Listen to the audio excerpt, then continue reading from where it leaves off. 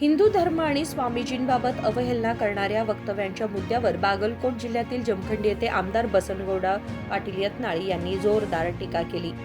यत्नाळ म्हणाले की ते स्वामी हा एक मतांधतेमध्ये अडकलेला माणूस आहे. जी.एम. पाटील सिद्धरामय्या यांच्यात त्याला तुरुंगात टाकण्याची ताकद आहे का? अनेक मुस्लिम हिंदू धर्माबद्दल रामाबद्दल अपमानास्पद बोलतात. त्यांच्यावर कारवाई करण्याची हिंमत आहे का, असे ते म्हणाले. ज्योतिबा फुले, ಸಾವಿತ್ರಿಬಾಯಿ ಫುಲೆ, ರಾಜಾರಾಮ್ ಮೋಹನ್ ರಾಯ್ ಕಾಲಕ್ಕೆ ಸನಾತನ ಧರ್ಮದಲ್ಲೂ ಮೂಢನಂಬಿಕೆಗಳು ತೆಗೆಯುವಂಥ ಕೆಲಸ ಮಾಡ್ಯಾರ. ಹೊರತು ಸನಾತನ ಧರ್ಮ ಬಿಡಿರುತ್ತೆ ಎಲ್ಲರೂ ಬಸವಣ್ಣವ್ರು ಹೇಳ್ಯಾರ. ಲಿಂಗಾಯತ ನಾವು ಮಾಡಿದ ಧರ್ಮ, ಲಿಂಗಾಯತ ಧರ್ಮ ಮಾಡಿದ್ದಕ್ಕೆ ಏನು ಪ್ರೂಫ್ ಏನೈತಿ? ಅನುಭವ ಮಂಟಪ ಮಾಡಿದ್ರು. ಅನುಭವ ಮಂಟಪ ಅಂದ್ರೆ ಲಿಂಗಾಯತಲ್ಲ.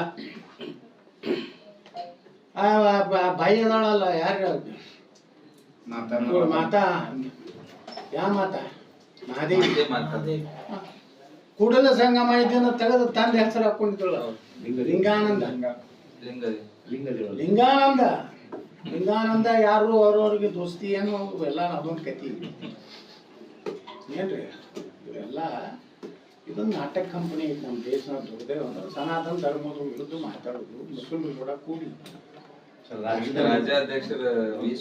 ಹಾಗಾದ್ರೆ ಇಸ್ಲಾಂ ಇದು ಅಂದ್ರೆ ಎಲ್ಲ ಸ್ವಾಮಿಗಳು ದನ ತಿಂತಾರೇನು? ನಾಳೆ ಕೇಳ್ತೀವಿ ಅಕಳ ತಿಂತಾರೇನ್ರಿ? ನಾಳೆ ಹೋಳಿಗೆ ತಿಂತಿದ್ರ ಸೇರ್ಕೊಂಡು ಯಾವ ಹೋಗ್ಲಿ. ಅವ್ನು ಕ್ಯಾಮಿ ಅರ್ಬಿ ಕಳೆದ ಕಡೆ ಹೋಗ್ಲಿ, ಹಾಳಾಗಿ ನಮ್ಮ ಧರ್ಮ ಸ್ವಚ್ಛ. ಇವ್ಯಾವ ಹುಳಾದವಲ್ಲ, ಸಾವಿರಾರು ವರ್ಷಗಳಿಂದ ಎಷ್ಟೋ ಕಳ್ರು ಹೋಗ್ಯಾರ. ಇವನ್ 4 ಹೋದ್ರೆ ಏನಾಗೋದು? ಇವ್ರಿಗೆ ವ್ಯಾಲ್ಯೂ ಯಾವಾಗ ಐತಿ? ಕ್ಯಾಮಿ संविधान विरोधी बाब आहे. डॉक्टर बाबासाहेब आंबेडकरांनी अभिव्यक्ती स्वातंत्र्य दिले आहे, पण द्वेषपूर्ण भाषणाला संविधानात विरोध आहे, असं म्हणत यत्नाळ यांनी तीव्र शब्दात हल्लाबोल केला. उदय होसमनी, KMM मराठी, जमखंडी.